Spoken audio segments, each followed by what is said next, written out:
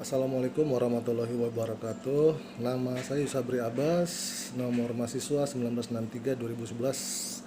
1963-2011-94, kelas 21. Di sini ingin mempresentasikan pengertian kebijakan dan kebijaksanaan. Baiklah, secara dasarnya kebijakan itu dapat diartikan sebagai sebuah rangkaian dari keputusan-keputusan yang diambil oleh sejumlah aktor atau pejabat di suatu instansi yang dijadikan sebagai pedoman atau aturan-aturan atau rencana kerja dalam mencapai suatu tujuan tertentu. Sedangkan kebijaksanaan itu berarti suatu kearifan, adalah aturan yang sudah ditetapkan sesuai dengan situasi dan kondisi oleh pejabat yang berwenang. Perbedaan dari kebijakan dan kebijaksanaan itu, kebijakan itu lebih ke dari ketentuan, dari tindakan yang mempengaruhi pelaksanaan suatu kegiatan. Sedangkan kebijakan itu adalah respon atau pemberian tanggapan atas pelaksanaan kebijakan dengan sikap yang tegas dan adil, cenderung ke kepribadian positif. Biasanya kebijakan ini dihadapkan kepada yang menetapkan suatu kebijakan. Namun secara harfiah keduanya tidak ada perbedaan antara kebijakan dengan kebijaksanaan sepanjang keduanya diartikan sebagai suatu keputusan pemerintah. Namun tetap stratanya tinggi kebijakan baru disusul oleh kebijaksanaan. Kebijakan dan kebijaksanaan sangat dekat dengan kepemimpinan serta sama-sama ditetapkan atau diputuskan oleh pihak-pihak yang berwenang dan biasanya merupakan kumpulan-kumpulan dari beberapa keputusan yang dapat dijadikan sebagai dasar pengambilan keputusan lainnya. Aston memberikan definisi kebijakan publik itu sebagai the authoritative allocation of values for the whole society, atau sebagai pengalokasian nilai-nilai secara paksa kepada seluruh anggota masyarakat. Terus Laswell dan Kaplan juga mengartikan kebijakan publik itu sebagai suatu program pencapaian tujuan nilai-nilai dalam praktek yang terarah.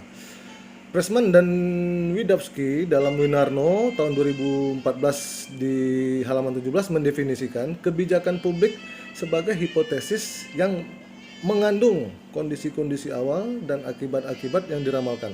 Kebijakan publik itu harus dibedakan dengan bentuk-bentuk kebijakan lain, misalnya kebijakan swasta, karena hal ini akan mempengaruhi keterlibatan faktor-faktor yang bukan pemerintah.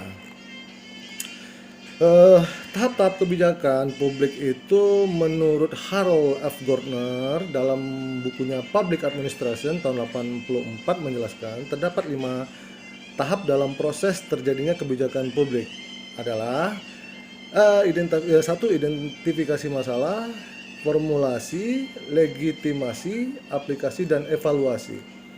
Oke, kita akan bahas satu-satu. Di sini identifikasi masalah. Maksudnya identifikasi masalah itu yaitu mengidentifikasi atau memilah kebutuhan-kebutuhan masyarakat dalam pembangunan dengan mengikuti beberapa kriteria, antara lain dengan penganalisaan data, sampel, dan data statistik.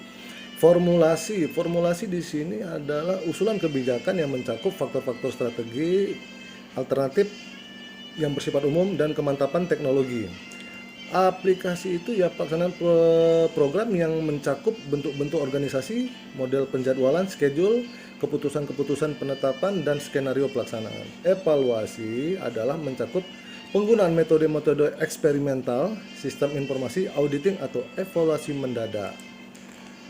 Contoh dari kebijakan publik yang tertuang dalam Undang-Undang Dasar 1945 itu adalah program wajib belajar 9 tahun yang tertuang dalam pasal 31 ayat 1. Untuk mewujudkan ini, pemerintah menganggarkan dana yang cukup besar tiap tahunnya untuk menunjang berbagai fasilitas pendidikan dan meringankan biaya yang harus ditanggung orang tua melalui program bantuan sekolah, orang tua operasional sekolah, BOS.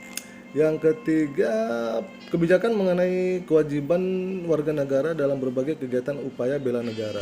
Yang ini contoh terakhir, peraturan mengenai tata hidup warga negara untuk saling menghormati hak asasi warga negara lain terkandung dalam pasal 28J ayat 1. Demikian pemaparan tentang kebijakan dan usahaan, semoga bermanfaat. Assalamualaikum warahmatullahi wabarakatuh.